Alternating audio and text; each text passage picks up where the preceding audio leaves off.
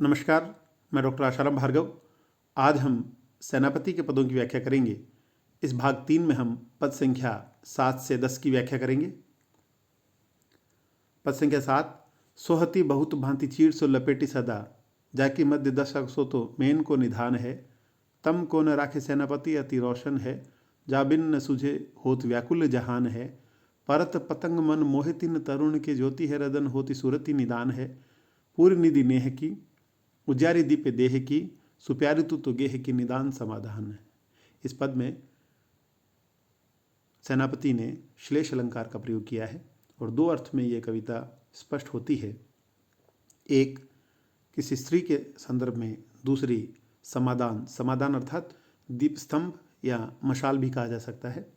कि सोहती बहुत भांति, पहले एक स्त्री के संदर्भ में कि सोहती बहुत भांति चीड़ सोन लपेटी सदा। सोहती अर्थात सुशोभित होती है, बहुत भांति चीड़ सोन लपेटी, बहुत तरह के वस्त्र से लपेटी लिपटी हुई सदा।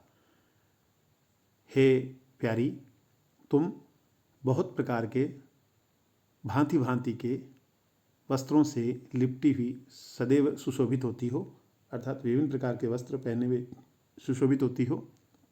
जाकी जिसकी मध्य दशा अर्थात वय संधि, सो तो मेन को निधान है। मेन अर्थात काम का निधान है।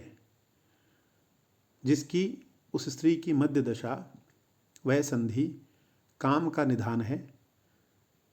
तम को न राखे, और वह स्त्री सुंदर है जो तम को न राखे। तम अर्थात दुख को न राखे, नहीं रखती।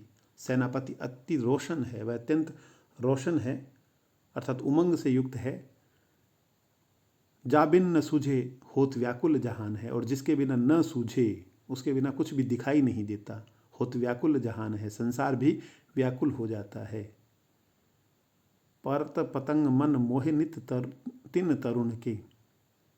परत पतंग, पतंगे के समान पड़ते हैं मन, मोहे तिन तरुण के, तिन उन युवकों के, तरुणों के मन को मोह लेने वाली है। और उनके मन पतंगे की तरह उसके रूप में उसके तरफ आकर्षित होते हैं। परत पतंग मन, पतंगे की तरह मन गिर जाते हैं उस पर। और फिर मन मोहे तिन तरुण के, और तरुणों के मन को मोह लेने वाली है। ज्योति है रदन, रदन अर्थात दांत, दांतों की जो ज्योति है, होती सूरति निदान है। वो दांतों की ज्योति जो है वो सूरति अर्थात प्रेम की निदान है, प्रेम का आधार है। पूरी निधि नेह की, वह नेह अर्थात प्रेम की निधि है, प्रेम का खजाना है।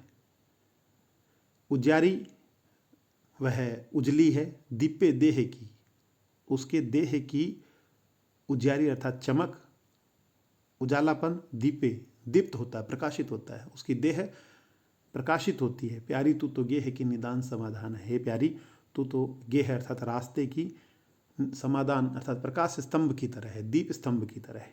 तो रास्ते के दीप स्तंभ की तरह है। दूसरी तरफ मशाल या दीप स्तंभ के संदर्भ में इसका अर्थ कि सोहती बहुत भांति चीड़ सो लपेटी सदा। वह मशाल बहुत तरह की चीर सो कपड़े से लिपटी रहती है सदा। और जाकी मध्य दशा, और जिसके बीच में मेन अर्थात मोम का निदान है, जिसके बीच में मोम लगाई जाती है। तम को न राखे, वह मशाल जैसे जलती है वो तम अर्थात अंधकार को न राखे। सेनापति अति रोशन है और अत्यंत चमक से युक्त है, रोशनी से युक्त है। जाबिन न सूझे, उस मशाल के बिना न सूझे, होत व्याकुल जहान है, सारा संसार व्याकुल हो जाता है अंधकार में। परत पतंग, उस मशाल में पतंगे पड़ते हैं। मन मोहे तिन तरुण के, और उन युवाओं के मन को मोह लेने वाली है। ज्योति है रदन, रदन अर्थात रद अर्थात नष्ट, न अर्थात नहीं, और जिसकी ज्योति नष्ट नहीं होती, होती सूरत निदान है, और ध्यान या प्रेम की आधार है। पूरी निधि नेह की, वह नेह अर्थात तेल की पूरी निधि है, खजाना है उसमें तेल का। उजारी दीपे देह की, और वह रास्ते में दीप्त होती है। उजारी दीपे देह की, देह की अर्थात दीपे अर्थात दीपक की, उसमें दीपक का उजाला है। प्यारी तू तो गेह की अर्थात रास्ते की। समाधान अर्थात दीप स्तंभ या प्रकाश स्तंभ है, मशाल है। इस प्रकार इस पद में भी सेनापति ने श्लेष अलंकार का प्रयोग किया है और एक स्त्री और मशाल का वर्णन किया है। पद संख्या 8। प्रीतम तिहारे अनगन है अमोल घन, मेरो तन जात रूप ताते निध रत हो। सेनापति पाए पर विनती करे हूँ, तुम्हें देती न अधर तीजे तहाँ को ढरत हो। बाट में मिलाई तारे तोले बहुविधि प्यारे, दीनो है सजीव आप तापर अरत हो। पीछे डारी अदमन हम दिनो दूनो मन, तुम्हें तुम नाथ इत पाँव न धरत हो। इस पद में सेनापति ने प्रेम का वर्णन किया है कि प्रीतम तिहारे अनगन है अमोल धन। हे प्रीतम, तिहारे मन आपके पास, अनगन अर्थात अनगिनत है, अमोल धन आपके पास अनगिनत अमूल्य धन है। मेरो तन जात रूप, मेरा शरीर जात रूप अर्थात सोने जैसा है, जात रूप यानी सोना। ताते निधरत हो, इसीलिए आप इसकी निंदा करते हो, निंदित करते हो, अनादर करते हो। वो कहते हैं सेनापति पाए परे विनती कर रहा हूँ तुम्हें। सेनापति कहते हैं कि वह नायिका कहती है पाए परे, पाँव पड़ के विनती करे हूँ तुम्हें, मैं आपसे विनती करती हूँ। देती न अधर तीजे तहाँ को ढरत हो। देती न, जो नहीं देती, अधर अर्थात आधार, तीजे स्त्रियाँ, जो स्त्रियाँ आपको आधार नहीं देती, तहाँ को ढरत हो, वहाँ आप किस लिए डरते हैं, वहाँ आप क्यों ध्यान देते हैं। बाट में मिलाई तारे, बाट अर्थात मार्ग में, मिलाई मैंने मिला दिया, तारे मतलब आँखें, नैन। तोल्यो बहुत विधि प्यारे, मैंने बहुत तरह से आपको मिन्नत की है। और फिर कहते हैं कि दीनो है सजीव, मैंने अपना मन दे दिया है, तुम सजीव, जीव दे दिया है। आप ताप पर अरत हो, आपको दे दिया है, फिर भी ताप पर, इस पर भी अरत हो, अड़ते हो आप मुझसे। पीछे डारी अधमन, पीछे डारी मन पीछे डाल के, अधमन मन आधा मन, हम दिनो दूनो मन, आप मेरी तरफ आधा मन भी नहीं देते हो, जबकि हम दिनो दूनो मन, मैंने आपको दुगना मन दे दिया। तुम नाथ इत पाँव धरत हो, तुम नाथ, हे नाथ, तुम फिर भी इधर पाँव नहीं धरते हो, आप यहाँ पाँव नहीं धरते हो, मेरी तरफ ध्यान नहीं देते हो। इस प्रकार इस पद में सेनापति ने एक स्त्री की पीड़ा का चित्रण किया है। वो कहती है कि प्रीतम तिहारे, हे प्रीतम, आपके पास अनमूल्य धन है और वह भी अमूल्य धन भी अनगिनत है, इसलिए आप मेरे सोने जैसे रूप की निंदा करते हो, अनादर करते हो। मैं आपसे पाँव पड़ के विनती करती हूँ कि जो आपको आधार नहीं देता, ऐसी स्त्रियों की तरफ क्यों डरते हो, वो आपको कोई आधार भी नहीं देती। बाट में मिलाई तारे, मैंने रास्ते में तारे अर्थात नैनों को मिला दिया है। तोल्यो बहुविधि प्यारे, मैंने बहुत तरह से आपको, हे प्यारे, तोल्यो अर्थात आपकी इच्छाएं पूर्ण की, आपका इंतज़ार किया। दिनों है सजीव, मैंने आपको अपना जीव भी दे दिया। तापर अरत हो, फिर भी आप अड़ते हो। पीछे डारी अधमन, या अधमन का तात्पर्य अधम भी कह सकते हैं, कि आप उस अधमन को पीछे डाल दो। दूसरी तरफ इसका अर्थ यह भी है कि आपने आधा मन दिया है, हम दिनो दूनो मन, हमने आपको दुगना मन दिया है तुम्हें। तुम नाथ इत पाँव न धरत, हे नाथ, फिर भी आप इधर पाँव नहीं धरते, मेरी तरफ ध्यान नहीं देते, मेरी तरफ नहीं आते। पद संख्या 9। बदन सरोह के संग ही जन्म जाको, अंजन सुरंग समतान पर सत है। महारुख मुनि हूँ को हियो चिकनाई जात, सेनापति जाहि जब नेक दर सत है। रूप ही बढ़ावे सब रसिकन, भाव मीठो नेह उपजावे पे न आपे आप विन सत है। आलीबन मालीबन फूल में बसायो तेरे, तिल है कपोल सो अमोल विलसत है। इस पद में सेनापति ने तिल का वर्णन किया है, मुख पर जो तिल है उस सुंदर तिल का वर्णन किया है। कह रहे हैं बदन सरोहरू के संग ही जन्म जाको, बदन अर्थात मुख, सरोरूह अर्थात कमल, कमल रूपी मुख के साथ ही जन्म जाको, जिसका जन्म हुआ, अर्थात यह है तिल जन्मजात है। बदन सरोरूह के संग ही जन्म जाको, अंजन सुरंग समता न परसत है। और ये तिल इतना सुंदर है कि अंजन अर्थात काजल, सुरंग जो सुरंगा काजल है, समता न परसत है, वह भी इसकी समता समानता न परसत, समानता को नहीं, परसत न छूना, समानता को छू भी नहीं सकता, बराबरी करना दूर की बात, काजल सुरंग जो है वह इसकी समानता को भी नहीं छू सकता। महारुखो मुनि हु को हियो चिकनाय, महान रुख है, शुष्क जो मुनि है, ऋषि मुनि है, उनका भी हियो हृदय चिकनाई जात, चिकनाई अर्थात प्रेम से युक्त हो जाता है। शुष्क मुनियों का भी, सन्यासियों का हृदय भी चिकनाई से, प्रेम से युक्त हो जाता है। सेनापति जाहि जब नेक दर्शत है, सेनापति जाहि उसे, जब नेक दर्शत है, नेक थोड़ा सा, दर्शत देखते हैं, अर्थात इस सुंदर तिल को थोड़ा सा देखने मात्र से शुष्क मुनियों का भी हृदय प्रेम से भर जाता है। रूप ही बढ़ावे, ये तिल जो है तेरे रूप को बढ़ाने वाला है। सब रसिकन भावे मीठो, सब रसिक लोगों को भाने वाला है, अच्छा लगता है। मीठो नेह उपजावे, प्रेम उत्पन्न करता है। पेन आप विनसत है, फिर भी खुद नष्ट नहीं होता, खुद नहीं मिटता, विनसत न मिटना।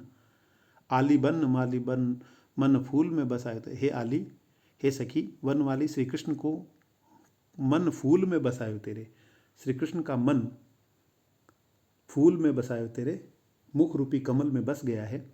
तिल है कपोल सो, जो तेरे तिल है कपोल अर्थ गाल पर, सो अमोल विलसत है, वह अमूल्य लगता है।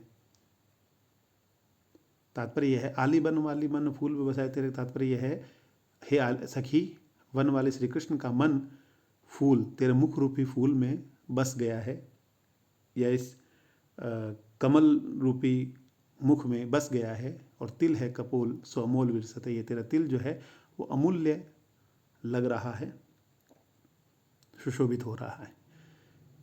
इस प्रकार इस पद में तिल की शोभा का वर्णन किया गया है कि उस तिल का जन्म मुख रूपी कमल के साथ हुआ, उसकी समानता न काजल कर सकता है, और उसको देखने मात्र से ही शुष्क मुनियों का हृदय भी प्रेम से भर जाता है। वो तिल रूप को बढ़ाने वाला है, रसिकों को अच्छा लगता है, प्रेम को उत्पन्न करता है, लेकिन खुद नष्ट नहीं होता। हे सखी, श्री कृष्ण का मन भी तेरे मुख रूपी फूल में बस गया है। यह तिल जो तेरे गाल पर है वह अमोल है, अमोल सुशोभित होता है। इस प्रकार इस पद में प्रेम का चित्रण किया गया है। संख्या 10, वानरन राखे तोरी डारत है, अरिलंक के जाके वीर लक्षण विराजत निदान है। अंगन को राखे बहुदूरी करे, दूषण को हरि सभा राजे राज तेज को निधान है।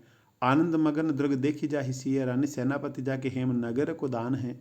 महाबली वीर वसुदेव को कुंवर कान, सो तो मेरे जान राजा राम के समान है। सेनापति ने इस पद में भी श्लेष अलंकार का प्रयोग किया है। एक तरफ राम का वर्णन है, वहीं दूसरी तरफ अपने आश्रयदाता राजा का भी वर्णन किया गया है। वे कहते हैं कि वानरन राखे, श्री राम के संदर्भ में हम कहें तो वानरन राखे, वानरों को जिन्होंने रखा, जिनकी सेना में वानर थे। तोरी डारत है अरि लंके, तोरी डारत मतलब तोड़ डाली है, अरि मतलब शत्रु की, लंके अर्थात लंका को। श्री राम ने जिनकी सेना में वानर थे उन्होंने शत्रु की लंका को तोड़ दिया। जाके वीर लक्षण विराजत विदान है, जाके जिनके वीर अर्थात भाई लक्ष्मण जैसे विराजत निदान है, जिनके वीर भाई लक्ष्मण उनके साथ विराजते थे, सुशोभित होते थे।